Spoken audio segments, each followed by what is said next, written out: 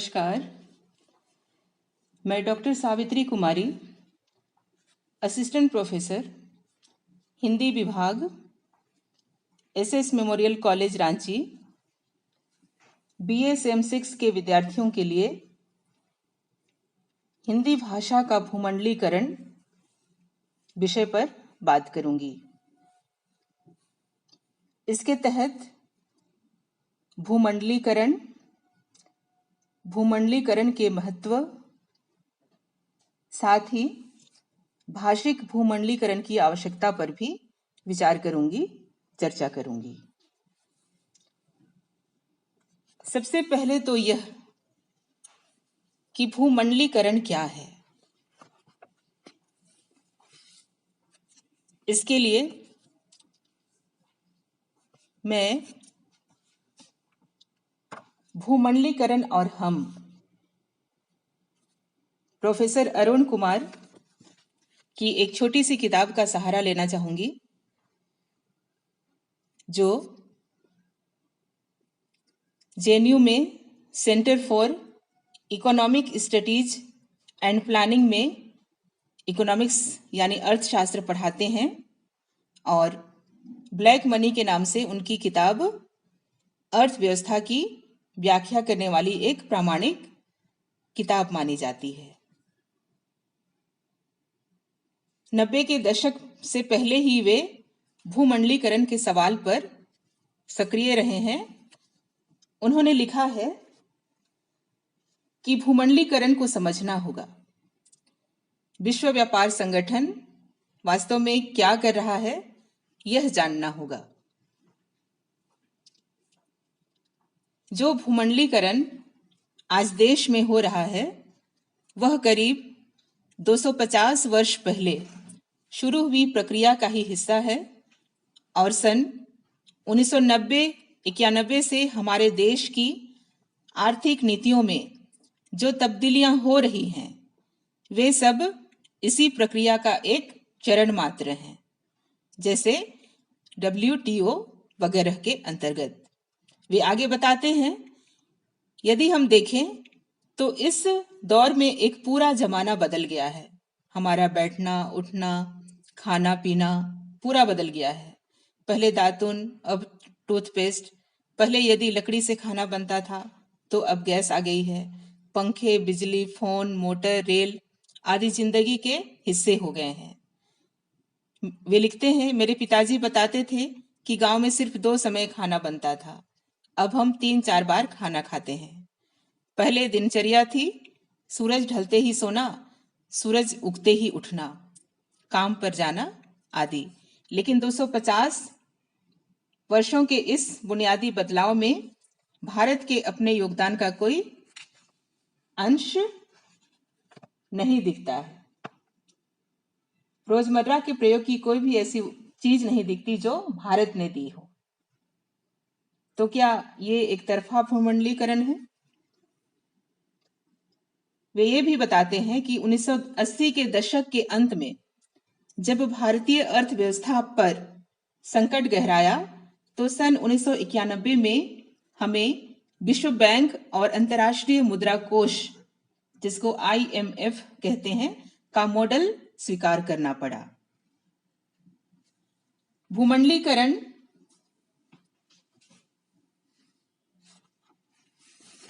का जहां तक अर्थ है,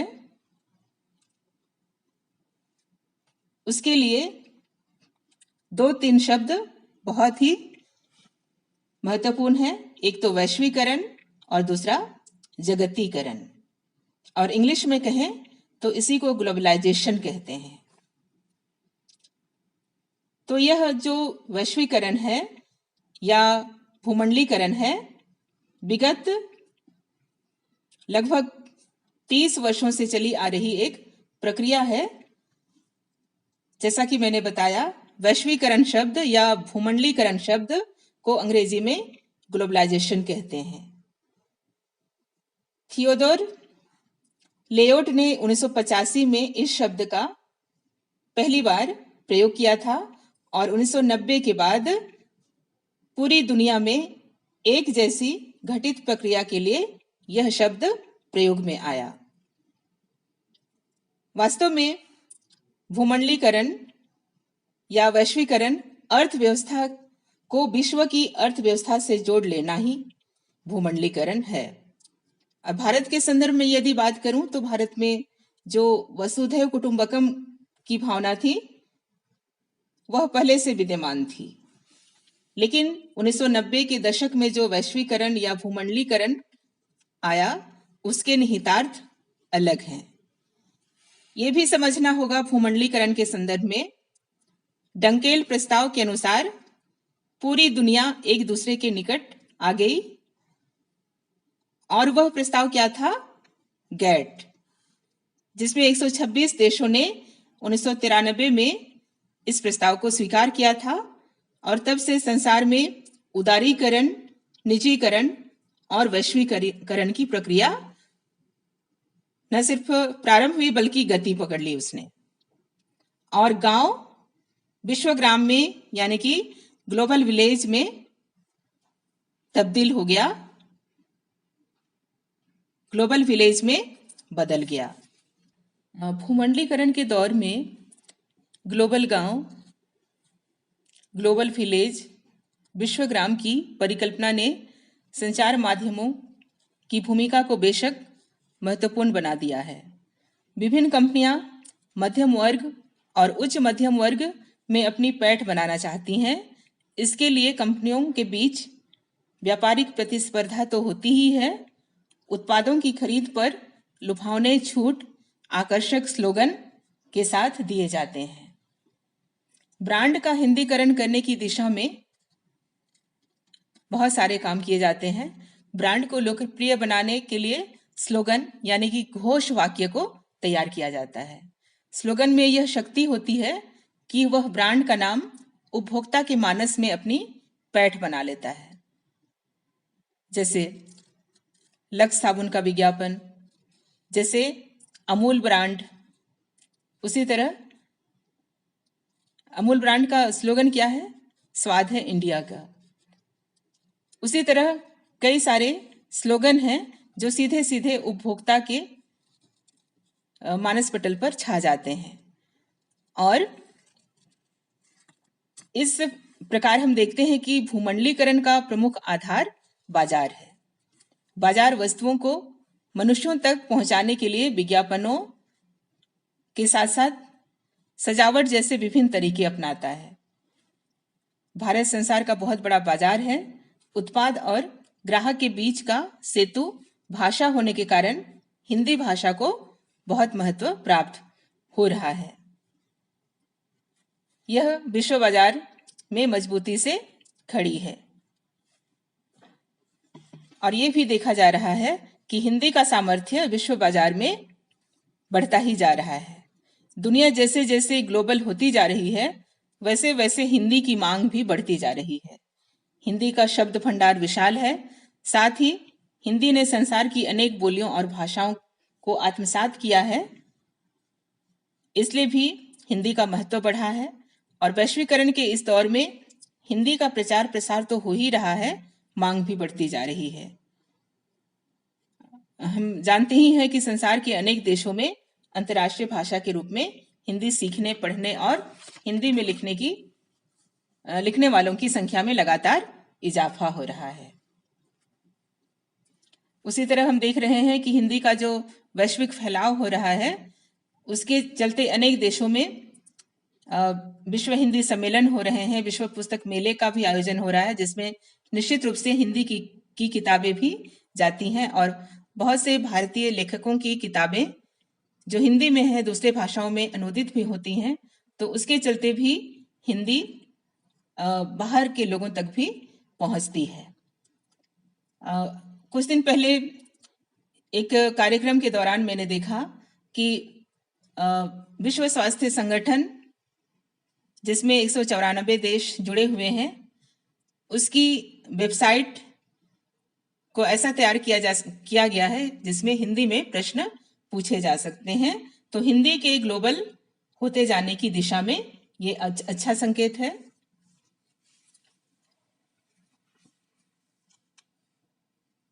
और यहाँ पर यह भी याद रखना जरूरी है, बल्कि महत्वपूर्ण बात यह है कि भूमंडलीकरण मुख्य रूप से आर्थिक वित्तीय क्षेत्र में ही प्रभावी है। भूमंडल, भूमंडलोत्तर समय, भूमंडलीकरण, ये सारे शब्द हिंदी साहित्य में भी 1991 के बाद रची गई रचनाओं में बार बार प्रयोग में आते हैं। तो भूमंडलीकरण के प्रभाव और उसकी चुनौतियों को समझने के लिए मैं सच्चिदानंद सिन्हा की किताब भूमंडलीकरण की चुनौतियां पुस्तक की भूमिका का यह अंश बताना चाहती हूं, जिसमें वे लिखते हैं,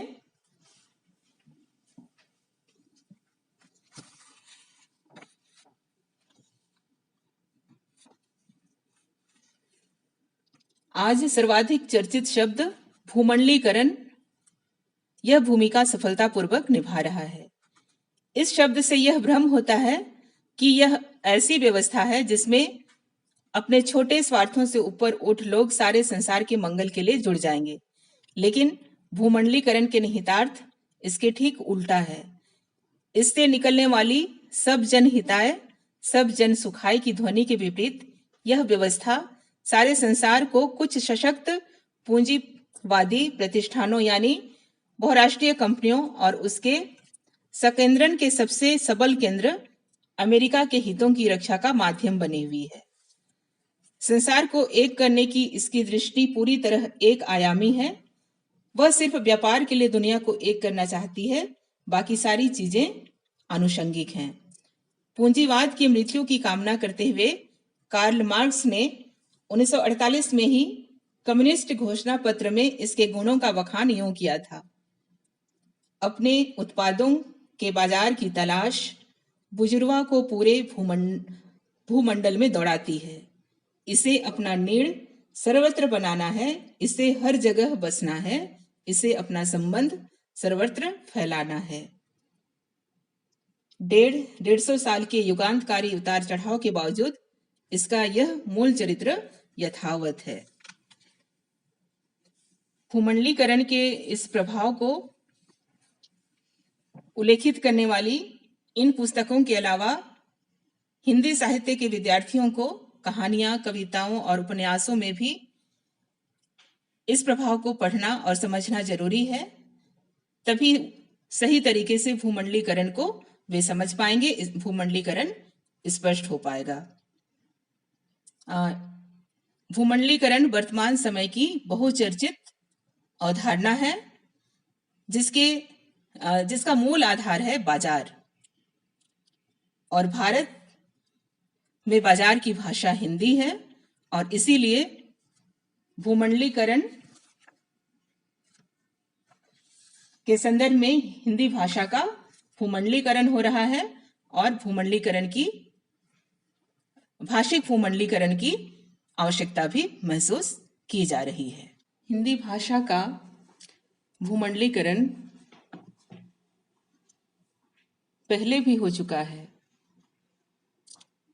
1830 से 1870 के बीच बिहार और पश्चिमी उत्तर प्रदेश से बहुत सारे गिरमिटिया मजदूर, जिनको कुली, धांगर या कोल कहा जाता था, West Indies, British Guyana, Trinidad, Jamaica, Saint Lucia, French Guiana, Dutch Suriname, Mauritius, Fiji इत्यादि देशों में ले जाए गए, जिनकी अपनी बोली और भाषा थी।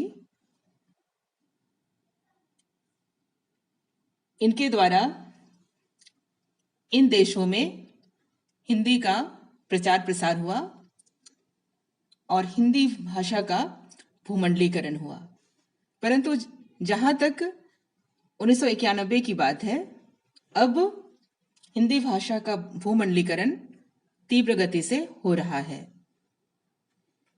पूंजी, तकनीक, वस्तुओं और सेवाओं का जो सीमा पार से दो तरफा प्रवाह है, वह अब तेजी से होने लगा है। लेकिन इसमें यह भी याद रखना होगा कि पूंजी के साथ, बाहरी पैसे के साथ संस्कृति भी आती है और महामारी भी आती है, जैसा कि पहले प्लेग के रूप में अब कोरोना वायरस के रूप में हो रहा है। ये वैश्विक जो समस्या है, यह भूमंडलीकरण का ही एक उदाहरण है, जिसमें इतने सारे लोग एक साथ प्रभावित हो रहे हैं।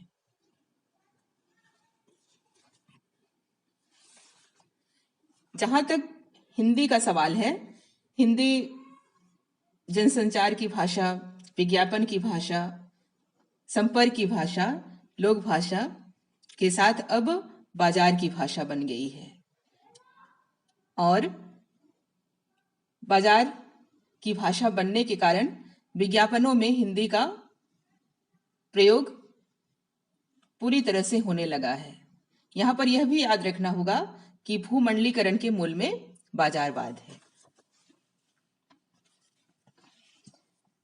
बहुराष्ट्रीय कंपनियां जो होती हैं, वे अपनी सामग्री के अनुवाद के लिए भी जो भाषा के जानकार हैं उनका चयन करती है, और इसीलिए जो विभिन्न भाषाएं जानते हैं, जिसमें हिंदी भी शामिल है, ऐसे लोगों को रोजगार प्राप्त हो रहा है।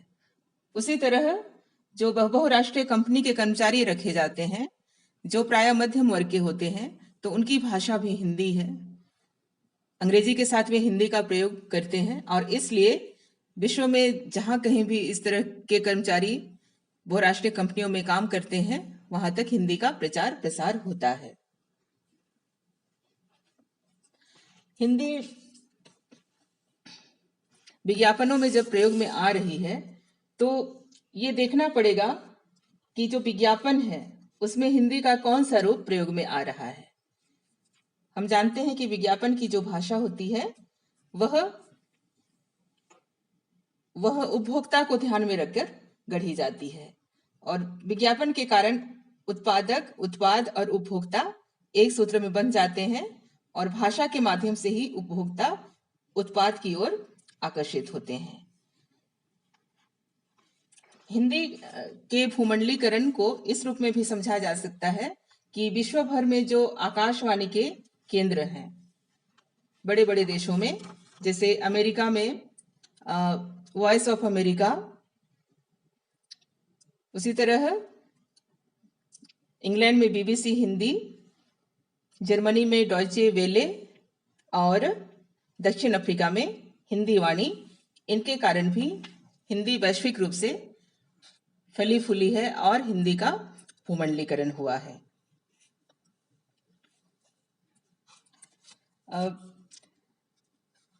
इतना निश्चित है कि जब से भूमंडलीकरण हुआ है, तब से बहुराष्ट्रीय कंपनियों का प्रवेश हमारे देश में हुआ, क्योंकि उपभोक्ता की दृष्टि से पूरे विश्व में हिंदी क्षेत्र एक बहुत विशाल उपभोक्ता क्षेत्र है।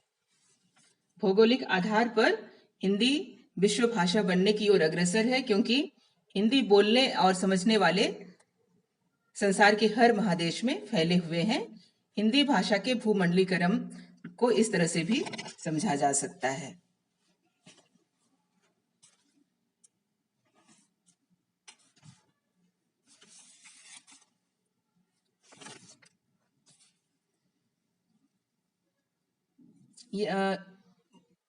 यहाँ पर अंत में मैं यह बताना चाहूंगी कि भूमंडलीकरण, भूमंडलोत्तर समय, इसको हिंदी साहित्य पढ़ने वाले विद्यार्थियों को जानना आवश्यक है, और साथ ही विश्वग्राम, ग्लोबल विलेज और ग्लोबल गांव को भी समझना आवश्यक है हिंदी भाषा के भूमंडलीकरण के संदर्भ में।